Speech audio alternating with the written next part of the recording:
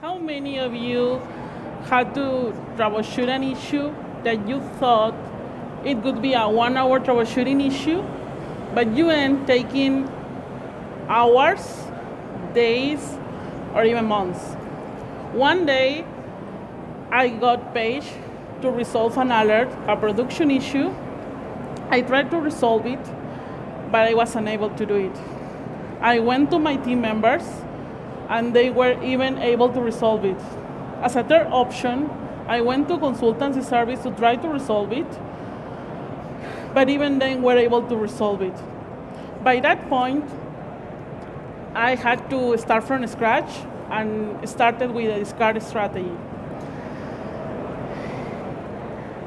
I'm Carolina Herrera, a DevOps tech lead at Globan, and today I'm going to tell you about Amazon EKS when troubleshooting becomes a month-long journey.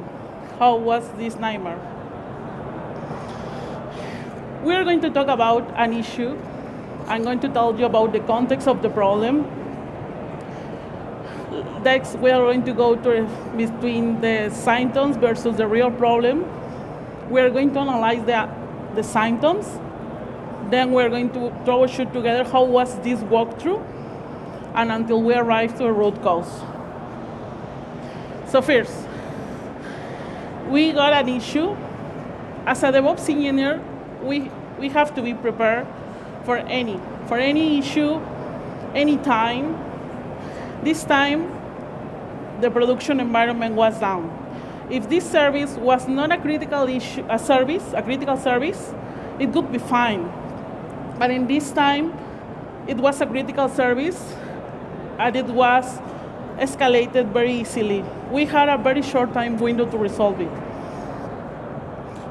But what we got, when you get an issue that is related to a specific error message, it's very easy to solve it.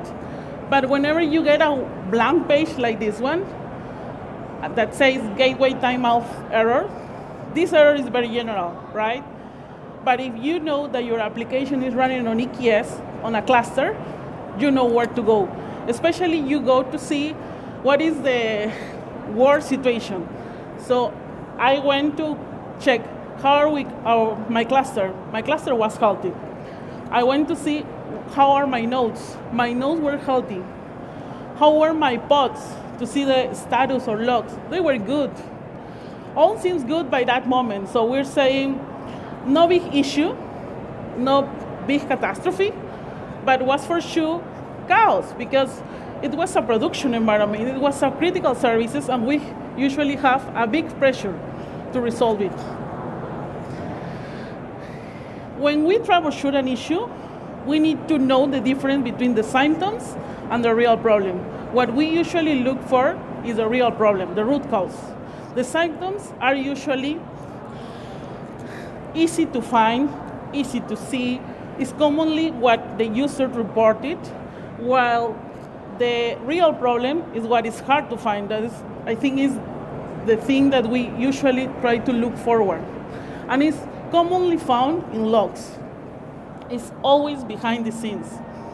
So now, for this issue, we need to understand the architecture. We're talking about an EKS cluster with a managed node group with different nodes. In front of that, we have an application load balancer, and in front of that, we have a row 53. Then we have an AWS WAF, and then we have the users. For this gateway timeout error, we were suspecting that it was, of course, between the ALB and the EKS. Row 53 couldn't be an issue, and neither WAF, right? And behind the scenes, we have other service, but the focus for this error was between the application load balancer and the EKS. Going through this investigation, we had very short time, and we got two symptoms. The first one was the white page saying gateway timeout error. The second symptom was trying to find what is different, what is the anomaly.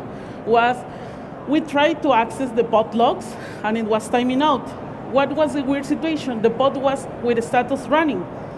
Why, if the pod status is running, why we were unable to see? we thought it could be an issue related to connectivity for my machine, but it was not. What we usually do in this role, we try to restart the service. We restarted the pod, and it was the same situation until the pod restarted and was allocated to a different node, and the issue was gone. So we were thinking, what happened? What is the difference? We started thinking that it could be the node issue. And when this error started appearing, we were saying, oh, this behavior is happening on the same node. If we had one node that was acting weird, and there were 5 pods running there, all those 5 pods were having this gateway timeout error. What we did, okay, let's kill the node, because the autoscaler is going to replace it. That issue resolved the issue temporarily. I'm saying temporarily because sometimes we make the mistake that we say, oh, we have the fix, and that's not it. This time we were saying, okay, let's analyze the node logs. Let's analyze the kube proxy logs or the node status. Every time this error happens, we say something is bad with this node. So we were for sure, very sure that the error was behind the ALB and the EKS. As we were able to identify how to detect this issue, to make the relation with this gateway timer error, and we know how to fix temporarily by killing this weird node, we automated the detection, getting the statistics, and also killing. We had a very small window because we're talking about a tier 1 application, a critical application, and we have less than 5 minutes to resolve it. So we had to automate. We are talking until this point, first month, right? To continue the troubleshooting on this issue, we had to say, we start from scratch. What it means, okay, let's start at cluster level. Let's start from the beginning. Let's make sure that we have the latest kube version for the cluster, the latest version for the add-ons like kube proxy, CNI, or kubelet. What was the hardest thing for this one? We're talking, this issue was happening in our different environments. And when we applied, we had to wait for at least 1 week to monitor, because we weren't saying, we couldn't say, hey, we fixed the issue, because we have to give a grace period. And this iteration was hard because this error was not generated by us. It was randomly generated, so we have to wait every week, probably per week we could get the error once, or maximum twice, no more than that. As this goes from scratch to going further, we can say the cluster was good. The pod was good because it was not related to application. We've validated for sure. The add-ons were good, latest version, recommendation. The service was good. The autoscaler, we didn't get into that point. So we were trying to see error logs for sure at the Kubernetes component.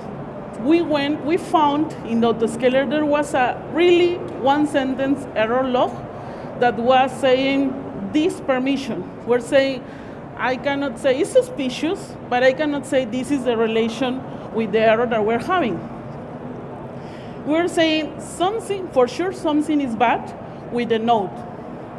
Could be networking, could be node health, could be some resource limit, or probably the autoscaler configuration that we have to update because we upgraded the cluster, let's say, right?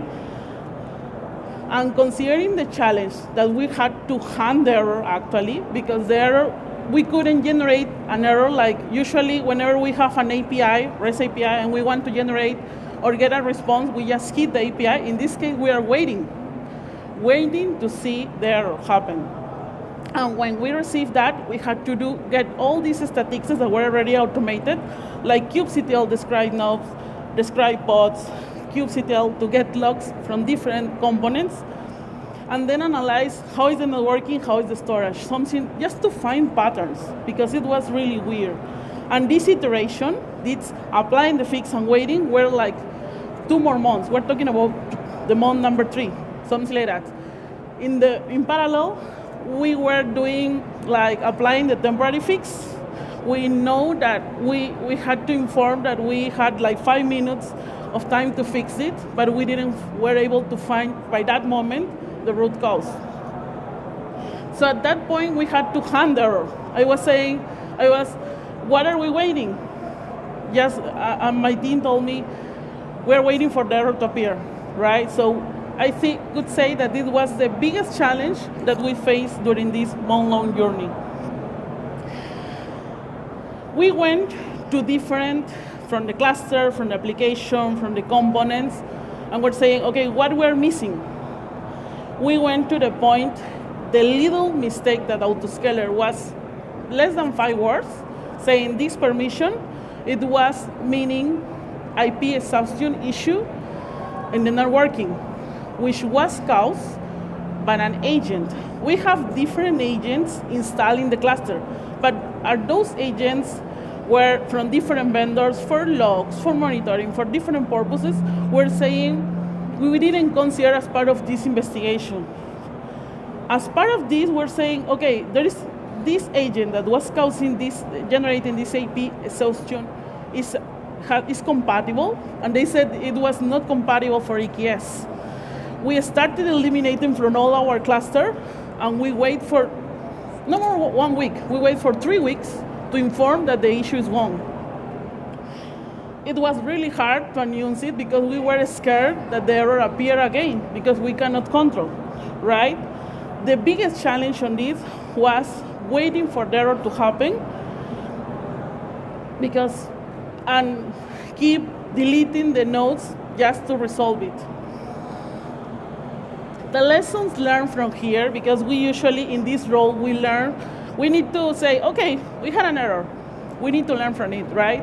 It's whenever you do any troubleshooting, especially in EKS, consider all the parts. Besides this is an agent, an external point, you need to make sure the compatibility, because sometimes works alone, but what about if you put different agents or different applications together? Probably they are going to crash. The observability.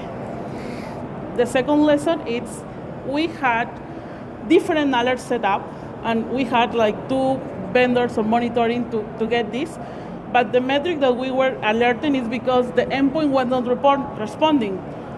And we had to create an automation to get our own detection, to find this timeout logs error. Make sure also the third lesson, make sure that your configuration for the autoscaler, it's always set up and it's always validated for sure. And concluding for this issue, because we were happy to say this issue is gone, make sure that the external applications or tools that you are using or installing in your application, like an Amazon EKS cluster, make sure to consider as part of your troubleshooting, because we were considering the cluster, the version, the components, the application even. The application, probably we're suspecting the application was the issue, but we didn't consider the external tools. The second one is validated compatibility.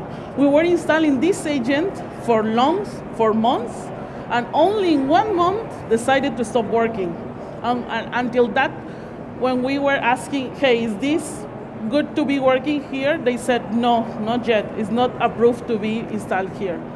So make sure always validate the compatibility, and also what happens if you install 2 agents that is for the similar purpose, but just from different vendors. Sometimes they have conflicts.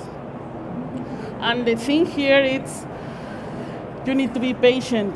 Especially, I know that temporary fix resolve the issue, make your business to continue, but you need to be patient to iterate, apply, and learn on how to apply it. This was a huge nightmare, but I will be around for any questions. And yes, that's it.